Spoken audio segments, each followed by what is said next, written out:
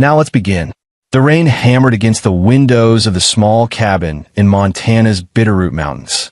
Clint Randall sat in his workshop, methodically cleaning a vintage Winchester rifle that had belonged to his father. At 52, his hands were steady as a surgeon's, muscle memory from 27 years of operations that officially never happened. His silver-streaked hair and weathered face told the story of a man who'd seen too much, but his sharp gray eyes remained alert, always calculating. The phone on his workbench buzzed. His son's name flashed on the screen. Dad. Devin's voice was tight, controlled. At 24, the kid had inherited Clint's composure under pressure. What's wrong? It's Mom's new husband. His family. A pause. There was an incident at the restaurant where I work. Nelson's brothers came in, started trouble. Said I disrespected them at Mom's birthday dinner last week when I didn't stand when they entered. Clint's jaw tightened. Nelson Schroeder. The cartel lawyer Doris had married 18 months after their divorce. Clint had run a background check the moment Doris mentioned him. Found connections to the Alvarez cartel, a history of making witnesses disappear, and enough dirty money to buy half of Phoenix. Where are you now? St. Joseph's Hospital. Mesa, Arizona. Dad, they didn't just rough me up. Herbert and Stanley, Nelson's brothers, they used bats. Systematically. Like they wanted to send a message. Devin's voice cracked. The doctors say it's bad. Really bad. Clint was already moving, pulling his go bag from the closet. I'm on my way. Don't talk to anyone. Not the police, not Mom, nobody until I get there. Dad, there's something else. Nelson called me right before they did it. Said I needed to learn respect. That people who disrespect the Schroeder family pay the price. 23 years earlier, Clint Randall had been recruited out of Army Special Forces by a division that didn't appear on any organizational chart. They called themselves the Task Group, though they had no official designation. Their missions range from eliminating terrorist cells in countries the U.S. couldn't officially operate in, to recovering assets that couldn't be acknowledged publicly, to making problems disappear in ways that left no trace. Clint had been good at it. Exceptional, even. He could become anyone. A German arms dealer, a Russian oligarch's assistant, a Sudanese warlord's advisor. He spoke 7 languages fluently, could blend into any culture, and had a gift for reading people that bordered on supernatural. But the work took its toll. The lies, the violence, the isolation. When Devin was born, Clint tried to balance both worlds.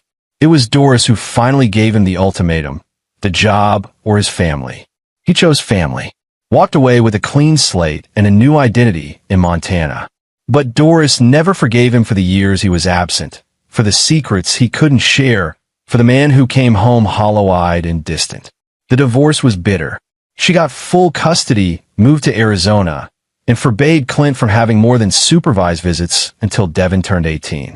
Then she married Nelson Schroeder, and Clint watched from a distance as his ex-wife descended into a world of luxury cars, designer clothes, and willful ignorance about where the money came from. The flight from Missoula to Phoenix took 4 hours. Clint used the time to access old networks, calling in favors from people who owed him their lives.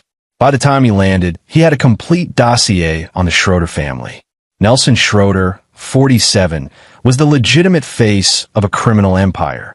Harvard Law, specialized in international business law, represented clients who dealt in everything from drug trafficking to human smuggling. His courtroom record was impressive, 83% acquittal rate, mostly because witnesses had a habit of disappearing or recanting testimony. Herbert and Stanley Schroeder were Nelson's younger brothers, muscle masquerading as businessmen. Herbert, 42, ran a chain of auto body shops that served as front for chop shops and smuggling operations. Stanley, 39, owned several construction companies used to launder cartel money.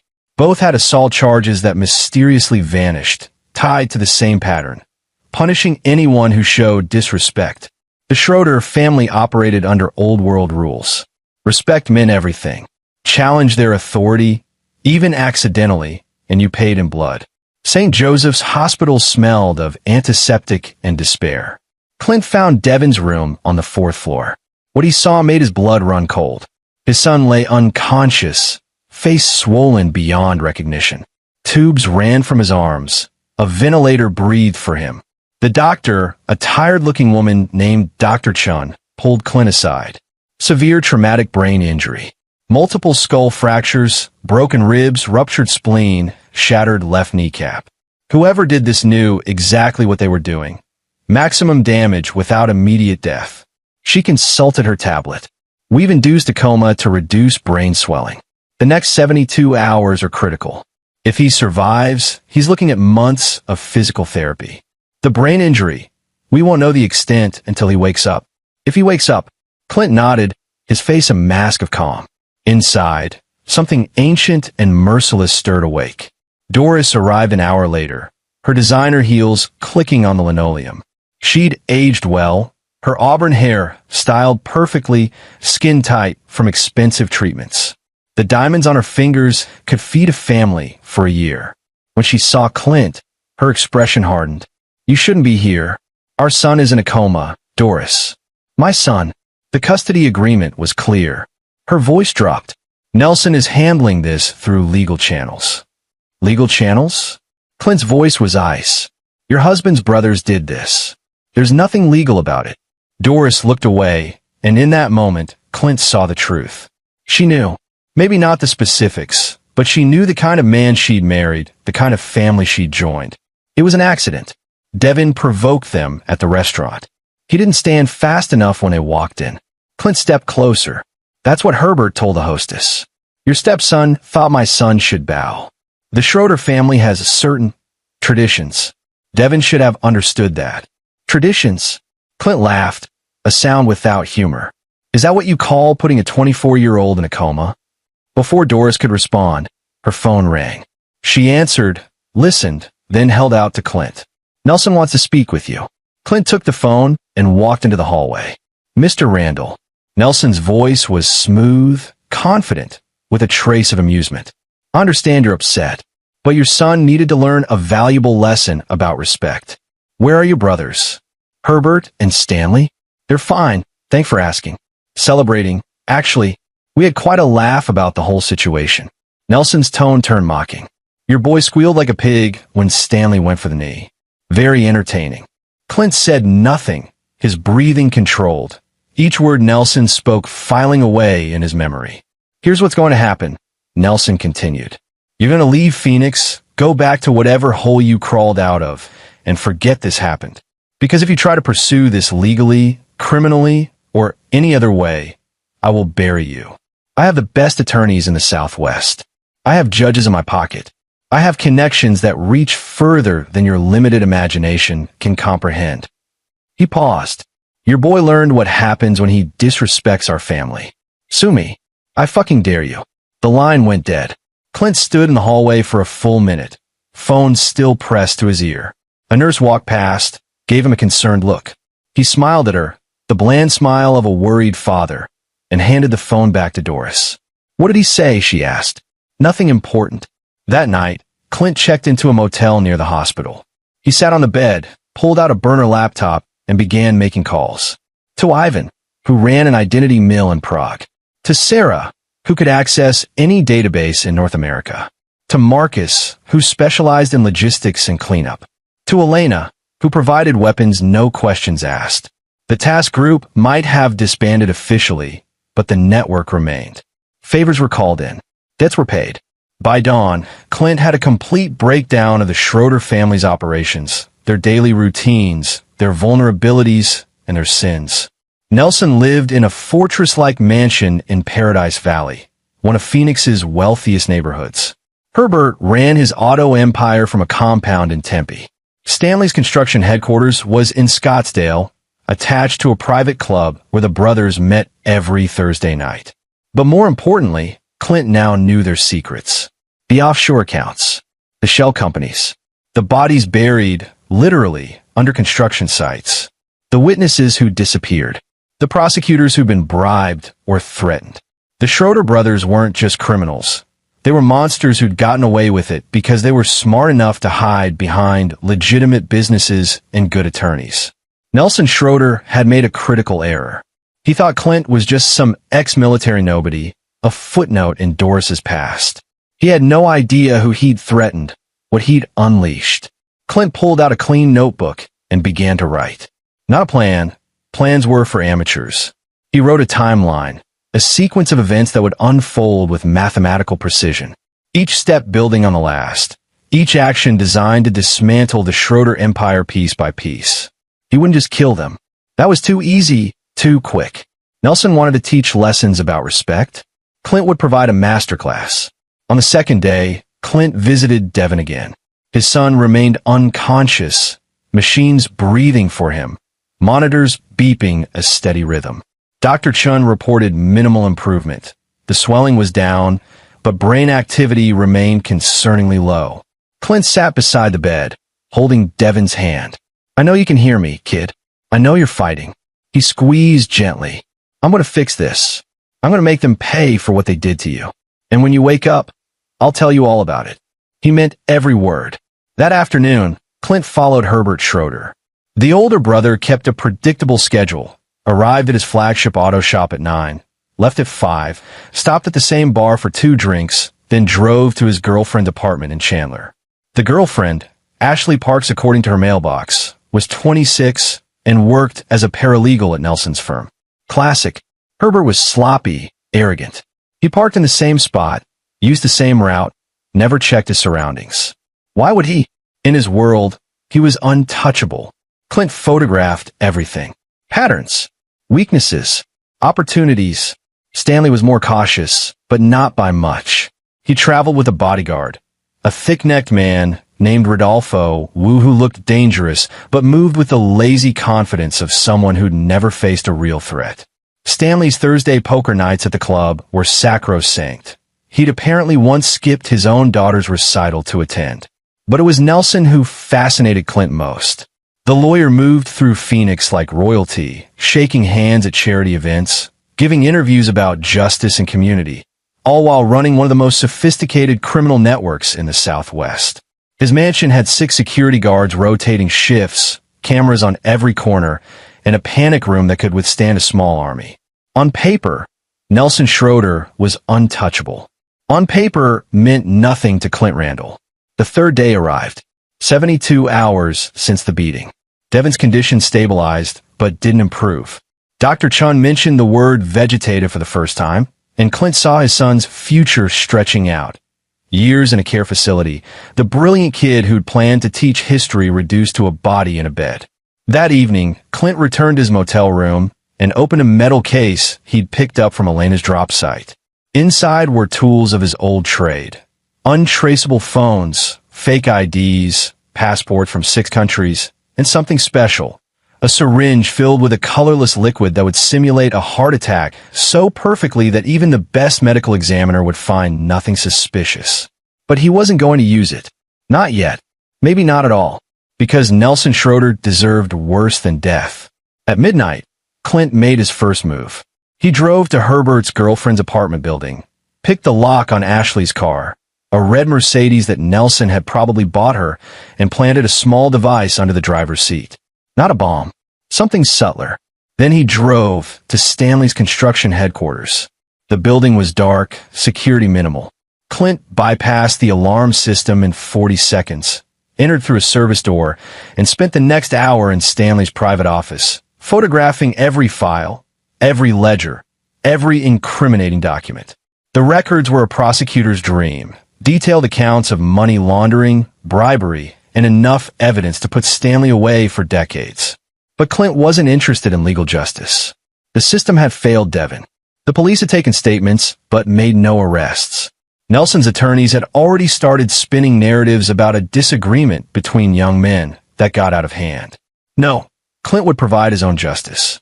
At 3 a.m., he sat in his truck outside Nelson's mansion, studying the security patterns. The guards were professionals, but they followed a routine. North gate check every 20 minutes. South camera sweep every 15. A 6-minute window existed between shifts where someone could enter unseen. Someone with training. Someone who didn't exist in any database. Someone like Clint Randall. He started the engine and drove away. Not yet. The pieces weren't in position. But soon. Very soon. The next morning, Herbert Schroeder left his auto shop at noon, unusual for him. He drove to a warehouse in South Phoenix, an area controlled by the Alvarez cartel. Clint followed from a distance, using techniques that made him invisible in traffic. Herbert met with 3 men, cartel lieutenants by their bearing and the weapons barely concealed under their jackets. They talked for 30 minutes, exchanged a briefcase, then parted ways. Herbert looked pleased with himself as he drove away. Clint followed the cartel men instead. They led him to a distribution hub, a legitimate trucking company that served as a front for drug shipments. He photographed everything, noting faces, license plates, timing. The pieces were coming together. That afternoon, Stanley's bodyguard, Rodolfo, stopped at a gym in Scottsdale. He worked out for 90 minutes, then showered and left. Clint approached him in the parking lot, moving fast and silent. Rodolfo, woo. We need to talk. Rodolfo spun, hand going for the gun at his waist, but Clint was faster. He struck once, a precise blow to the throat that left Rodolfo gasping, then swept his legs. The big man hit the pavement hard. Your boss, Stanley Schroeder, pays you $60,000 a year to stand around and look mean, Clint said calmly. I know about your daughter, Cecilia. 9 years old, lives with your ex-wife in Tucson. Medical bills piling up from her leukemia treatments. You're drowning in debt. Rodolfo's eyes widened. How do you? I know everything. Now here's what's going to happen. Tonight, you're going to be sick. Food poisoning. Can't possibly work. Stanley will be without his shadow for the first time in months. Clint crouched down. Do this, and $200,000 appears in an account I'll give you. Enough for Cecilia's treatments. Enough to start over somewhere safe. And if I refuse, then I tell Stanley about the $50,000 you've been skimming from his petty cash over the last 2 years. His brother Herbert handles that kind of thing with a blowtorch and pliers. Clint's voice was matter of fact. Your choice. Help me, get rich, and save your daughter. Or stay loyal to a man who'd kill you without a second thought. Rodolfo stared at him for a long moment, then nodded slowly. Food poisoning. Tonight. Smart man. Clint helped him up, handed him a phone number written on a card. Call this number at exactly 6 p.m. Confirm you're out. Don't warn Stanley. Don't contact anyone else. Just make the call and disappear for 48 hours. Then check your account. He walked away, leaving Rodolfo clutching the card like a lifeline. Evening arrived. Devin's monitors continued their steady beep, brain activity showing slight improvements, but nothing definitive. Doris visited briefly, her discomfort palpable. She didn't mention Nelson or his brothers, but she looked tired, older than her years. I never thought it would be like this, she said quietly, staring at their son. When I married Nelson, he promised me security, comfort, a good life. Is this what you wanted? Clint asked. This life, their blood money. I wanted to matter, to be important. Her voice cracked. You were always gone, always on some mission you couldn't talk about. I was invisible. Nelson made me visible. At what cost? Doris didn't answer. She left without saying goodbye. At 6 p.m. exactly, Clint's burner phone rang. Rodolfo's voice, food poisoning. Called in sick. Stanley's pissed, but going alone. Good. The money will be in your account by midnight. Disappear. Thank you. Clint hung up and made 3 more calls. To Marcus, who confirmed the equipment was ready. To Sarah, who'd hacked into Stanley's security system. To Elena, who provided final coordinates. Then he dressed in black, loaded his gear into a nondescript van, and drove to Scottsdale. Thursday night. Poker night. Stanley Schroeder would follow his routine, arrogant and unprotected. And Clint Randall would be waiting. The club was upscale, discreet, the kind of place where powerful men made deals over cigars and cards. Stanley arrived at 8 p.m. sharp, parking his Range Rover in the private lot behind the building. He looked around once, a cursory check, then headed inside. Clint waited 2 hours. He knew the game would last until at least 11, Stanley's pattern unwavering. The lot was empty except for 5 vehicles belonging to the other players. Security was minimal, just cameras that Sarah had looped 40 minutes ago. At 10:45, the back door opened. 2 men emerged, laughing, drunk. Not Stanley. They drove off, leaving 3 cars. At 11:20, another man left. Then another at 11:35. Stanley emerged at 11:50, alone, counting cash with a satisfied smirk. He'd won big tonight. It would be his last victory. Clint moved from the shadows as Stanley reached his Range Rover. Silent, efficient, a ghost made flesh. He pressed the taser to Stanley's neck before the man could react. 50,000 volts, dropping him like a puppet with cut strings. Stanley convulsed, then went limp. Clint zip-tied his wrists and ankles, gagged him with professional efficiency, and dragged him to the van. The whole operation took 40 seconds. Marcus was driving. He pulled out of the lot calmly, obeying every traffic law, just another commercial vehicle on a Thursday night. In the back, Stanley began to wake up, eyes rolling in panic. Clint watched him with clinical detachment. Don't struggle. You'll only hurt yourself. He pulled out a syringe, something to keep Stanley manageable but conscious. We have a long night ahead. They drove to a warehouse Marcus had secured in Guadalupe, one of Phoenix's forgotten corners. The building had been abandoned for years. No neighbors, no witnesses. Inside, Clint had prepared a room, soundproofed, isolated, a space where screams wouldn't matter. He dragged Stanley inside and secured him to a chair bolted to the floor. Then he removed the gag. Stanley spat blood, eyes wild. Do you have any idea who I am? Who my brother is? You're dead. You're fucking dead. Your brother Nelson knows exactly who I am now, Clint said calmly. He just doesn't understand what that means. Yet, he held up his phone, showing Stanley a photo of Herbert's warehouse from earlier. Your brother Herbert is currently conducting cartel business without proper authorization from the Alvarez family's top brass. I have photographs, recordings, evidence of him skimming profits.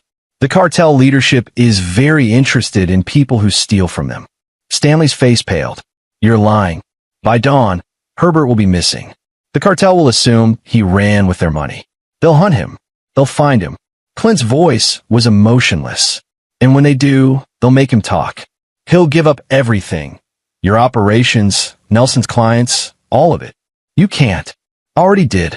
Herbert is being picked up as we speak by men who think he betrayed them. Clint leaned closer. Your baby brother is about to learn what happens when you cross the cartels. It won't be pretty. Stanley thrashed against his restraints. Nelson will stop you. Hill. Nelson is currently unconscious in his panic room. Gas grenade through the ventilation system. Very effective. He'll wake up in approximately 6 hours, confused and alone, wondering why his security team hasn't responded. That's because they're all receiving lucrative job offers from competitor, offers contingent on them walking away tonight and forgetting they ever worked for Nelson Schroeder. The color drained completely from Stanley's face. Your empire is falling apart, Stanley. Right now. This moment. Everything you built, everyone you terrorized, all of it crumbling. And you get a front row seat. Clint checked his watch. In 30 minutes, your construction headquarters will experience a catastrophic electrical fire. The suppression system will malfunction. Every file, every ledger, every record gone. Insurance will investigate and find evidence of arson, which voids your policy. You'll be financially ruined before sunrise. Why? Stanley's voice broke. What did we do to you? You put my son in a coma. Devin Randall, 24 years old, history teacher, never hurt anyone in his life. You beat him with bats because he didn't stand fast enough for your ego. Stanley's eyes widened with recognition and terror. We were just teaching him respect. Respect. Clint's laugh was cold. Let me teach you about respect. For 27 years, I was a ghost. I eliminated problems for people who run this country. Terrorists, war criminals, threats that needed to disappear without trials or questions. I killed 43 people in my career, Stanley. 43. Each one deserved it more than your next breath. He pulled out a photo of Devin in the hospital, tubes and machines keeping him alive. This is respect. Protecting your child. Being willing to burn down the world for them. He put the photo away. You and your brothers thought you were monsters. You're not. You're spoiled children playing at power. And tonight, you meet a real monster. Stanley began to sob, the facade of toughness evaporating. Please, I'm sorry. We made a mistake. I'll make it right. You'll do nothing. Clint stood. Because you're going somewhere special. Somewhere your money and name mean nothing. Somewhere your brother's legal genius can't help you. He injected Stanley with a sedative, watching the man's eyes roll back as unconsciousness claimed him. Marcus appeared in the doorway. Herbert's secured. Cartel took the bait. They have him at a secondary location interrogating him about the missing money. And Nelson, gas worked perfectly. He's out cold in his panic room. The mansion's empty. Security team took the payment and vanished. By morning, every asset Nelson has will be frozen. His accounts flagged for investigation by federal authorities courtesy of those documents from Stanley's office. Good. Clint looked down at Stanley's unconscious form. Load him up. It's time for the Schroeder brothers to learn about hell. The warehouse in Guadalupe had a secondary room deeper in the building. Clint had spent 2 days preparing it. No windows, no escape, soundproofing so complete that a gunshot would sound like a whisper outside. He'd also installed something special, a live feed, cameras with night vision, microphones that picked up every sound. The feed transmitted to 3 locations. A server Marcus controlled, a thumb drive Clint kept on his person, and directly to Nelson's phone. When Nelson woke up, he'd see everything. Herbert arrived an hour later, bruised and bleeding. The cartel had worked him over, extracted confessions about operations Herbert had never actually performed. Marcus had fed them false information, convinced them Herbert was a traitor, and they'd responded with predictable violence. He's broken, Marcus reported, kept babbling about his brother Nelson, about lawyers who could fix this. The cartel boys laughed at him. Bring him in. They secured Herbert next to Stanley, both brothers zip-tied to reinforced chairs. Clint waited for them to wake naturally. He wanted them fully aware for what came next. At 4 a.m., Herbert stirred first, groaning. His left eye was swollen shut, his lips split, teeth missing. The cartel had enjoyed their work. Stanley. Herbert's voice was slurred. Stanley, where? Right here, brother. Stanley's voice was hoarse, defeated. We're fucked. We're completely fucked. What are you? Herbert focused on Clint, standing in the shadows. Who the hell is this? Clint Randall. Devin's father. Understanding dawned, followed by terror. Oh God. Oh God, no. Yes. Clint stepped forward. Your brother Nelson called me 3 days ago. Laughed about what you did to my son. Told me to sue him, that I couldn't touch him. He was wrong. Listen, we can pay you. Whatever you want. $1 million. $2 million. Name your price. My son is in a coma. He might never wake up. If he does, the doctors say he'll need years of therapy, might never be the same. There's no price for that, Herbert. No amount of money makes this right. Stanley found his voice. You've already won. You destroyed our businesses, turned the cartel against us. You've beaten us. Please just let us go. We'll disappear. You'll never see us again. Clint considered this, then shook his head. No, because next month, next year, you'd rebuild. You'd buy your way out, bribe judges, intimidate witnesses. You'd be back to terrorizing people, hurting anyone who didn't show proper respect. The cycle would continue. He pulled out a knife, and both brothers flinched. But Clint simply cut a piece of rope, testing its strength. I could kill you. Easy. Quick. But that's mercy you didn't show Devin when you beat him with bats. He set the knife down. Instead, I'm giving you to people who hate you far more than I do. People you've wronged, cheated, terrorized. The families of witnesses who disappeared. The workers you exploited. The communities you destroyed with your drugs and violence. Herbert's face went white. You can't. I can. I have addresses, names, proof of what you've done. The cartel thinks you betrayed them. The families of your victims think you're responsible for their pain. By dawn, they'll all know where to find you. That's murder. Stanley screamed. You're going to have us murdered. No, I'm going to have you judged. By the people whose lives you ruined. Whatever they decide to do with you is justice. Real justice. Not the bought and paid for kind Nelson specializes in. Clint turned to leave, then paused. Oh, and about your brother Nelson. He's going to wake up soon. Alone. Everything he has, everything he's built, gone. His brother's vanished. His mansion in ashes. His reputation destroyed. And he'll receive a video feed showing exactly what happens to you. Every moment. Every second.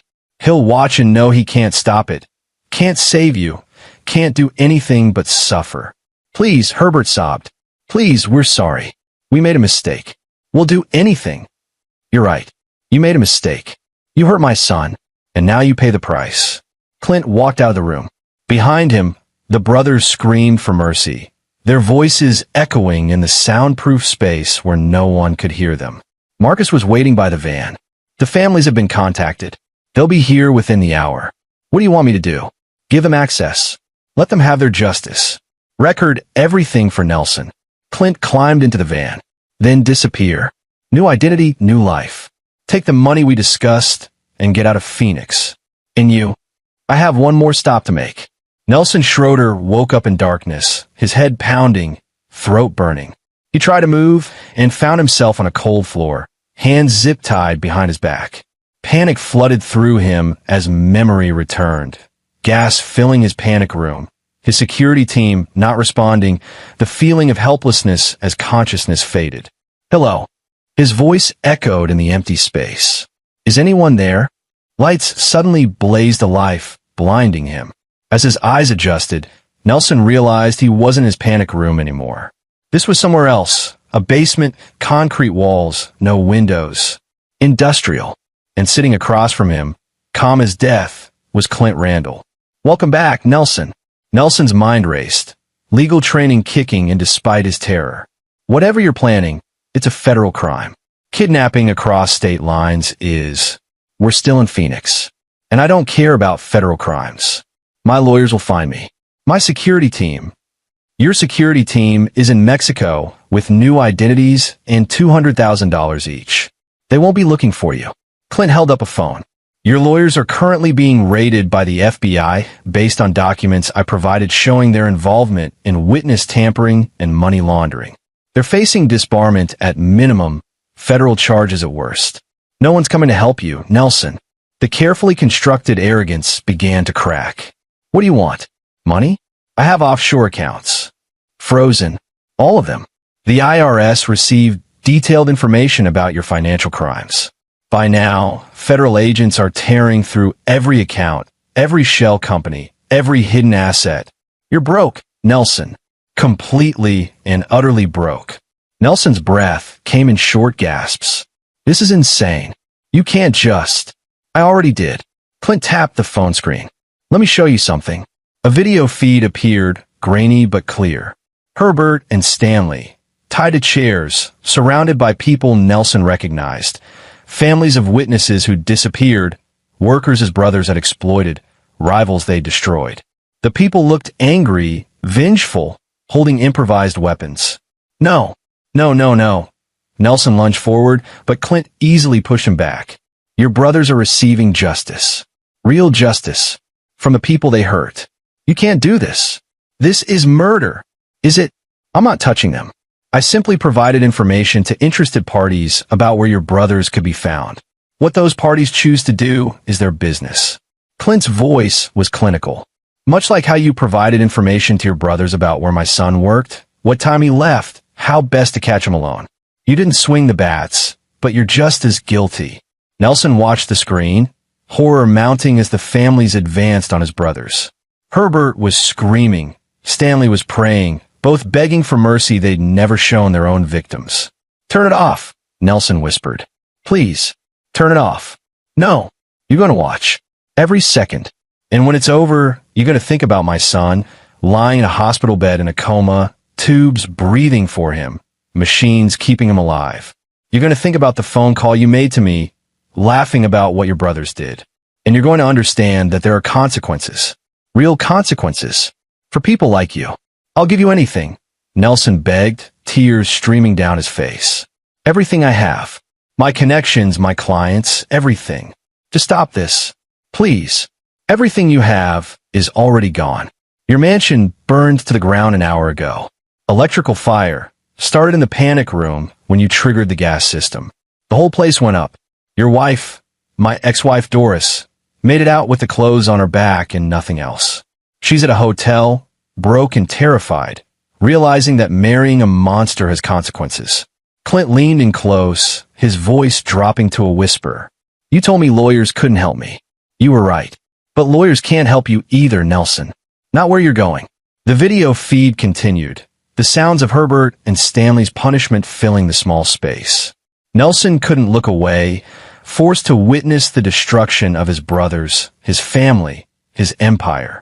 Hours passed. The sun rose somewhere above them. Phoenix waking to news of the Schroeder mansion burning, reports of missing persons, federal raids on law offices. When it was finally over, when the video feed went dark, Nelson sat broken and hollow. His brothers were gone. Everything he'd built was destroyed. He was ruined. Clint stood and walked to the door. "What are you going to do with me?" Nelson asked, his voice barely audible. "I'm going to let you live," Clint said. "But not the way you used to. See, the cartel your brothers worked for? They think you set Herbert up, stole their money, destroyed their distribution network. They're very interested in talking to you. They'll kill me. Probably. But that's between you and them." Clint opened the door, revealing Marcus and two men wearing cartel colors. "Gentlemen, he's all yours." As promised. Nelson's screams followed Clint out of the building. 2 weeks later, Clint sat beside Devin's hospital bed. The monitors showed improvement, stronger brain activity, more responsiveness to stimuli. Dr. Chan was cautiously optimistic about a recovery, though the extent remained uncertain. "The swelling's almost gone," Dr. Chan explained. "We're going to try reducing sedation tomorrow. If his brain activity continues improving, we might see him wake up within days." Clint held his son's hand. "Did you hear that, kid? You're going to make it." Devin's fingers twitched slightly. It was the best sign Clint had seen in weeks. The news reported extensively on the Schroeder family's collapse. Herbert and Stanley's bodies were found in the desert, victims of what police called cartel violence. Nelson Schroeder had disappeared, last seen in surveillance footage being taken by unknown men from a location in South Phoenix. Federal investigators were pursuing charges related to money laundering, witness tampering, and connections to organized crime. Doris visited Devin daily now, stripped of her designer clothes and jewelry, living in a modest apartment funded by Clint. She didn't ask questions about what happened, didn't mention Nelson or his brothers. The truth was written in her eyes. She knew her husband had destroyed himself, that karma had come calling, that marrying into the Schroeder family had cost her everything. "Thank you," she said to Clint one afternoon. For letting me survive this. You're Devin's mother. He needs you." Clint's voice was measured. "What Nelson and his brothers did, that's on them. You were a fool, Doris, but you weren't evil. There's a difference." She nodded, tears spilling down her cheeks. "I'm sorry. For everything. For not believing you about them. For choosing money over morals. Just be here for our son. That's all that matters now." 3 days later, Devin's eyes opened. Confused at first, disoriented, but alive and aware. The doctors ran tests, evaluated his cognitive function, and delivered miraculous news. The brain damage was minimal. With therapy, he'd make a full recovery. "Dad," Devin's voice was weak but clear. What happened?" Clint smiled, the first genuine smile in weeks. "You had an accident, but you're going to be okay. You're going to be fine. The Schroeders, Herbert and Stanley, they're gone, son. They can't hurt you anymore. They can't hurt anyone anymore." Devin studied his father's face, and in that moment, understanding passed between them. The unspoken truth of what Clint had done, the price he'd extracted, the justice he'd delivered. "Is it over?" Devin asked. "It's over." 6 months later, Clint returned to his cabin in Montana. Devin was fully recovered, back to teaching history, planning to testify at federal hearings about cartel operations as new investigations uncovered the full scope of the Schroeder Empire's crimes. Doris had rebuilt her life modestly, taking a job as a paralegal at a legitimate firm, attending therapy, working to understand how she'd lost her way. She and Clint maintained a cordial relationship, united by their son's recovery. Marcus had disappeared into a new identity, living quietly somewhere on the California coast. Elena, Sarah, and Ivan had moved on to other projects. The Schroeder operation, just another day's work for people who specialized in making problems disappear. And Nelson Schroeder? His body was found 3 months after his disappearance, in a shallow grave outside Hermosillo. The Mexican authorities ruled it cartel violence, another casualty in an endless war. Clint felt nothing when he heard the news. No satisfaction, no regret. Just the cold confirmation that justice had been served. He sat on his porch, cleaning his father's Winchester, watching the sun set over the Bitterroot Mountains. The phone rang. Devin calling to share news about his first day back at work, his students, his life returning to normal. "I'm proud of you, kid," Clint said, and meant it. After hanging up, Clint allowed himself a moment of reflection. 27 years as a ghost operative had taught him many lessons, but the most important was this: monsters were real. They wore suits, practiced law, built empires on blood and fear. They believed money and connections made them untouchable. But monsters could be stopped by someone willing to become a monster themselves, temporarily, to protect the innocent.